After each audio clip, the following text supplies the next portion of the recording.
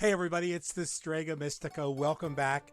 And today we're going to talk about why my magical practice is not a religion. We're going to talk about the Afro-Sicilian and Italian magical practice specifically, and why, from an historical perspective, we've never considered our magical practice to be a religion at all, and therefore why neo-paganism actually has no roots in the magical tradition of Sicily or Italy, despite what you may have heard. So, for Italians and Sicilians, the concept of esotericism and magic is deeply rooted in our cultural heritage from ancient Africa and in the cultures of the Celts and the Normans, the Persians and the Greeks, who occupied our societies for long stretches of time. It's always been a part of our worldview.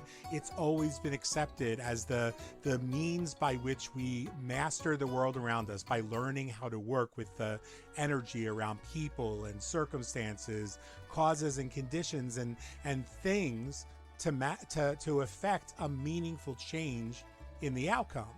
Religion is a belief in and worship of an external supernatural being, rooted in the primitive mindsets and superstitions of the ancient world. Now, our ancestors believed in those things, and they believed that these gods, these supernatural beings like us, could operate magically as well. And there are dozens, if not hundreds, of religious sects that can be found throughout the ancient world in Italy and Sicily, Greece and Persia and Africa. And like most religions, there were group celebrations or gatherings of worshipers and private devotions that occurred at the same time. None of that had any effect on whether someone could practice the occult or magical arts. You didn't have to worship a god or goddess in order to be able to work your magic. Our ancestors would never have called themselves witches. They would scoff, as I do, at the absurd claim that's going around that some people are supposedly blood-born witches tracing their lineage back to Cain. First off, you can't trace your DNA back to a fictional character, and there is but one race, the human race.